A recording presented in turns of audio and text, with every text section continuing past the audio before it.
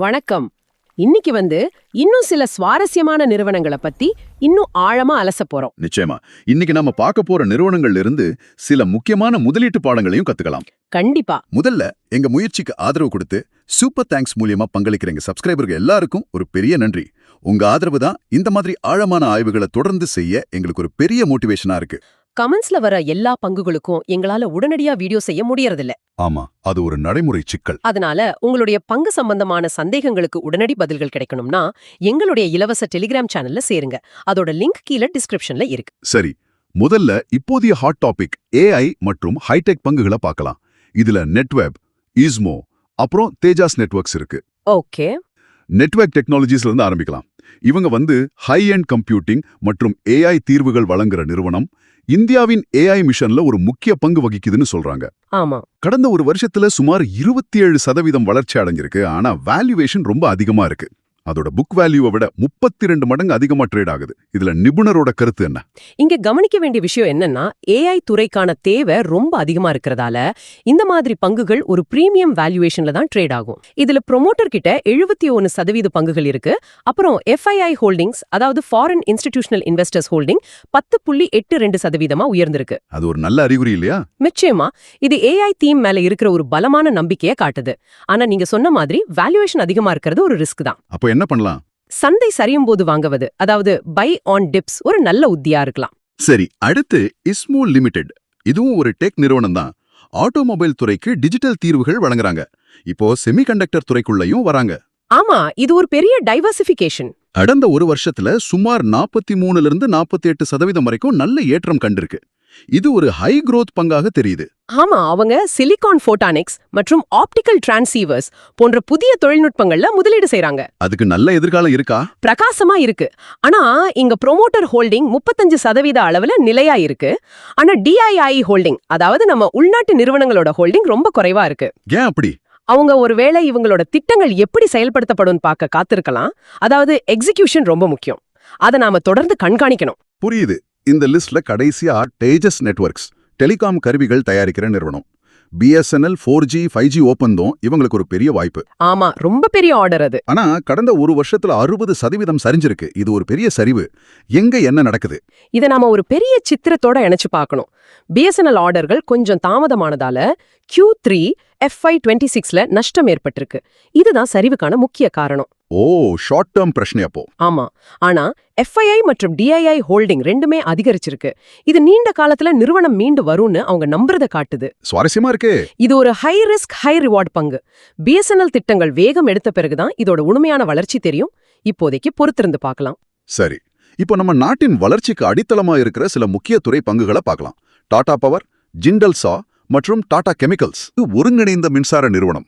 இப்போ புதுப்பிக்கத்தக்க ஆற்றல் ரினியூவபிள்ஸ் துறையில அதிக கவனம் செலுத்துறாங்க. ஆமா, டாடா பவர் ஒரு ரொம்ப சுவாரஸ்யமான பங்கு. ப்ரமோட்டர் ஹோல்டிங் 46.86% நிலையா இருக்கு. இதுல FII மற்றும் DII ரெண்டு பேருமே தங்களோட ஹோல்டிங்க அதிகரிச்சிருக்காங்க. இது நிறுவனத்தின் எதிர்காலத்தின் மேல இருக்கிற பலமான நம்பிக்கையை காட்டுது. அப்போ இது ஒரு பாதுகாப்பான முதலீடா? இந்தியாவின் பசுமை ஆற்றல் கிரீன் எனர்ஜி இலக்குகளுக்கு இது ஒரு முக்கிய பங்கு. அதனால நீண்டகால முதலீட்டுக்கு இது ஒரு சிறந்த தேர்வாக கருதப்படுது. அடுத்து ஜிண்டல் சா, எண்ணெய், எரிவாயு மற்றும் தண்ணீர் கொண்டு போக பயன்படும் குழாய்கள் தயாரிக்கிற நிறுவனம். Core infrastructure. இங்க ரொம்ப சுவாரஸ்யமான விஷயம் இதோட வேல்யூவேஷன். இதோட PE ரேஷியோ வெறும் 7லேருந்து 9 தான் இருக்கு. ஆனா இதே துறையில இருக்கிற மத்த நிறுவனங்களோட PE ரொம்ப அதிகம். இது ஒரு கிளாசிக் வேல்யூ பிளே. அதனாலதான் FII ஹோல்டிங் 15% வரை உயர்ந்திருக்கு. ஓ, அப்ப இதுல ஒரு நல்ல வாய்ப்பு இருக்கு. ஆமா, சமீபத்துல பங்கு விலை குறைஞ்சிருந்தாலும் கடந்த 3 வருஷத்துல சுமார் 247% வருமானம் கொடுத்திருக்கு. உள்கட்டமைப்பு துறையில இது ஒரு கவர்ச்சிகரமான பங்காக பார்க்கப்படுது. கடைசியா இந்த பகுதியில டாடா கெமிக்கல்ஸ். இது சோடா ஆஷ் உரங்கள் தயாரிக்கிற ஒரு பெரிய நிறுவனம். Tata group company. அதான் கடந்த ஒரு வருஷத்துல 23% சரிஞ்சிருக்கு. அதோட PE ரேஷியோவும் 58லேருந்து 71ன்னு ரொம்ப அதிகமா இருக்கு. ஏன் இந்த நிலைமை? இது ஒரு சுழற்சி சார்ந்த தொழில், அதாவது சைக்கிளிக்கல் பிசினஸ். விற்பனை வளர்ச்சி கடந்த 5 வருஷமா 7.53% தான் இருக்கு. அது ரொம்ப குறைவு இல்லையா? ஆமா, ரிட்டர்ன் ஆன் ஈக்விட்டி, அதாவது ROE வெறும் 4லேருந்து 5% தான். இதனால பங்கு விலை அழுத்தத்துல இருக்கு. அப்ப இதுல முதலீடு செய்யலாமா வேண்டாமா? இது ஒரு டாடா குழும நிறுவனம். நீண்ட காலத்துல அவங்களோட பசுமை வேதியியல் திட்டங்கள் மற்றும் புதிய கையகப்படுத்தல்கள் வளர்ச்சிக்கு உதவலாம். ஆனா தற்போதைக்கு அதிக வேல்யூவேஷன் காரணமா கொஞ்சம் கவனமா அணுகணும். ரொம்ப தெளிவா சொன்னீங்க. கடைசியா நுகர்வோர் மற்றும் நிதிச் சேவைகள் துறையிலிருந்து 2 பங்குகள், ஜோதி லேப்ஸ் மற்றும் நுவாமா வெல்த். ஓகே. ஜோதி லேப்ஸ் ஒரு FMCG நிறுவனம். துணி பவுடர், பாத்திரம் கழுவும் சோப் போன்ற பொருட்கள் தயாரிக்கிறாங்க. ஆமா, இது ஒரு நிலையான தற்காப்பு பங்கு, ஒரு டிஃபென்சிவ் ஸ்டாக். டிஃபென்சிவ் ஸ்டாக்னா? அதாவது பொருளாதாரம் எப்படி இருந்தாலும் இவங்க விற்பனை பெருசா பாதிக்காது. இவங்க கிட்ட கடனே இல்ல, 0 டெட். கையில 801 கோடி ரொக்கம் இருக்கு. இது ஒரு பெரிய பலம். அருமை. இதோட PE ரேஷியோ 29ல இருக்கு. இது FMCG துறைக்கு ஒரு நியாயமான வேல்யூவேஷன். பொருளாதார ஏற்ற இறக்கங்கள்ல அதிக பாதிப்பு இல்லாத பாதுகாப்பான முதலீடா இத பார்க்கலாம். இறுதியாக நுவாமா வெல்த் மேனேஜ்மெண்ட். இது பணக்காரர்களுக்கு HNI, UHNIகளுக்கு சொத்து மேலாண்மை சேவைகளை வழங்குற நிறுவனம். கடந்த 1 வருஷத்துல 7% வளர்ச்சி அடைஞ்சிருக்கு.